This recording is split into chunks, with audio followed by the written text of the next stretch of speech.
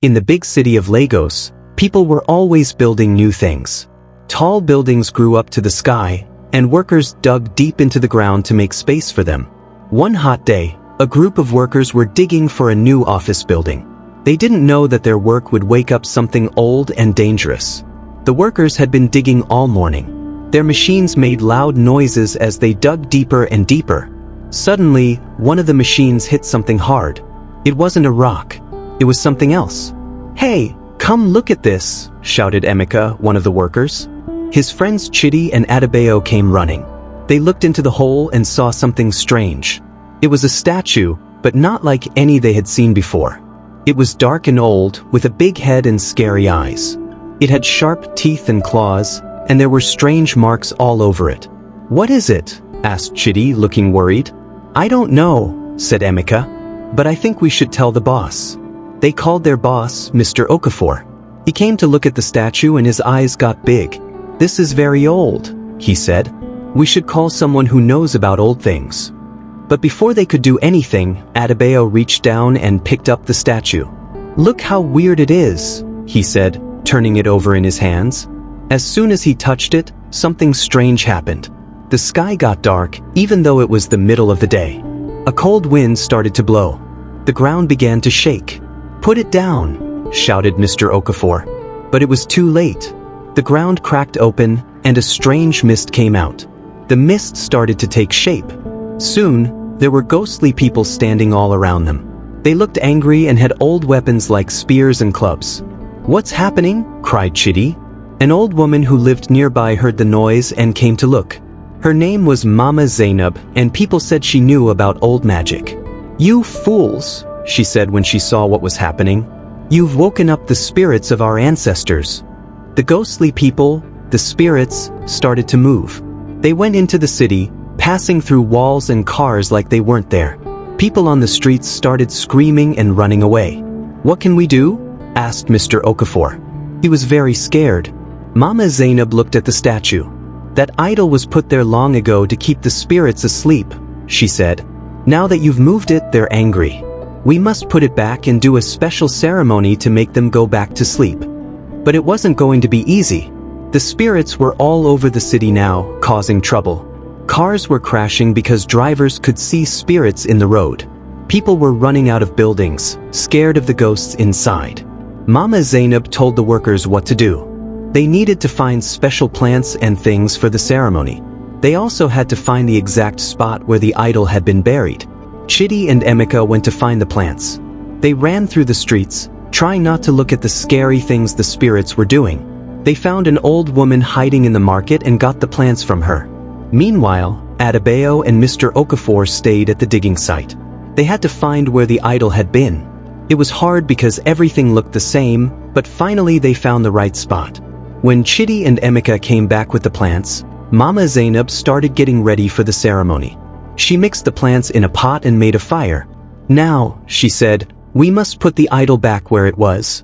Mr. Okafor carefully picked up the idol and put it back in the hole. As soon as it touched the ground, there was another shake. Mama Zainab began to say words in an old language that no one knew. She threw the plants into the fire, and sweet-smelling smoke came out. The smoke seemed to make shapes like the spirits. The real spirits started coming back. They could hear Mama Zainab's words, and the smoke was bringing them. They came swirling around, still looking angry.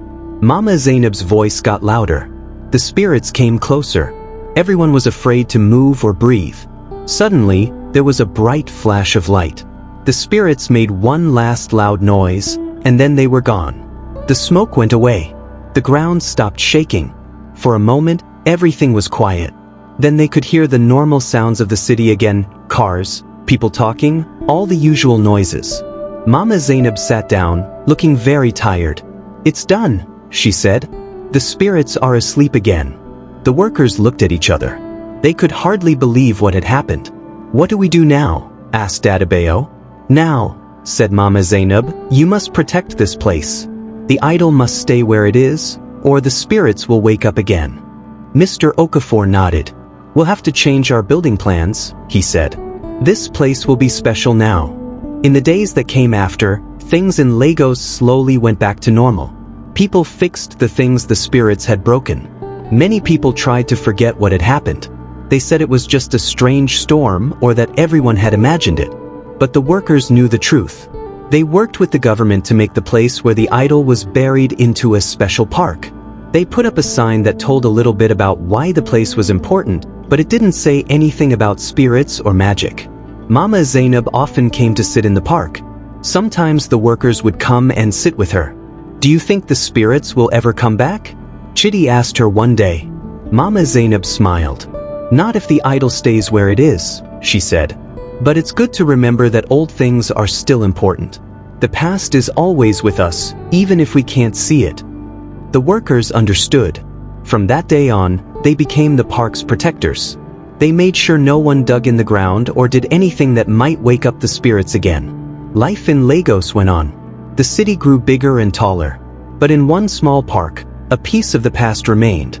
Most people didn't know about it, but it was there, keeping everyone safe. Years passed. The story of the idol and the spirits became something people told their children at night. Most people laughed and said it wasn't real. But those who had been there, who had seen it all happen, they knew the truth. They knew that under the busy streets of Lagos, something old and powerful was sleeping. And they made sure it stayed asleep, keeping the city safe from the angry ghosts of the past. One day, many years later, a little girl named Amina came to the park with her grandmother. Amina loved stories, and her grandmother knew many. "Do you know the story of this park?" her grandmother asked. Amina shook her head. Her grandmother smiled and began to tell her about the day the spirits attacked Lagos. Amina listened with big eyes. "Is it true, Grandma?" she asked when the story was done. Her grandmother's eyes twinkled. "Who knows? But it's good to remember old stories. They teach us important things." Amina nodded. After that, whenever she passed the park, she thought about the story. Sometimes, when the wind blew just right, she thought she could hear whispers from under the ground. As Amina grew up, she became very interested in old stories and history. She studied hard and became a teacher at a big school. But she never forgot the story her grandmother told her about the idol and the spirits. One day, when she was teaching a class about old Nigerian stories, she told her students about the idol. After class, one of her students came to talk to her. "My grandfather was one of the workers there that day," the student said.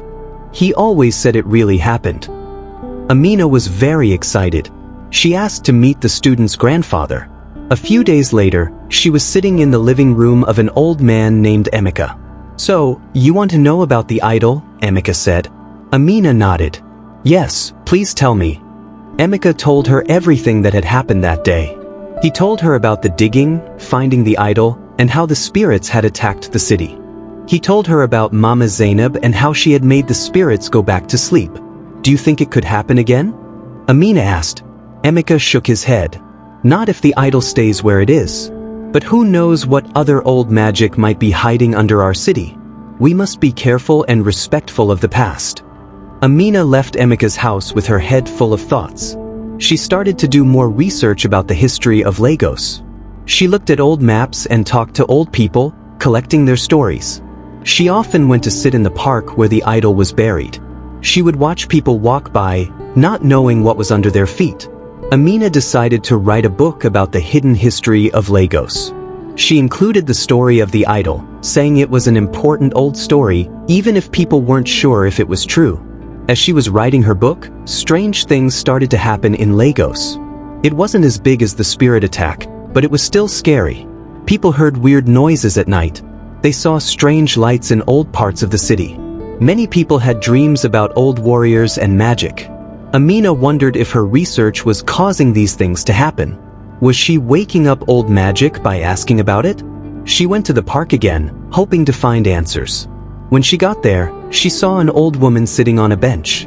The woman looked familiar, but Amina was sure she had never met her before. The old woman looked at Amina. "You've been asking about old things," she said. Amina was surprised. "Yes, I have. How did you know?" The old woman smiled. "When you ask about old things, you can wake them up. Be careful." Amina felt a chill. "Am I causing the strange things that are happening?" The old woman shook her head. "Not causing, no. But your questions are like ripples in water. They spread out and touch things that have been asleep for a long time. Should I stop my research? Amina asked.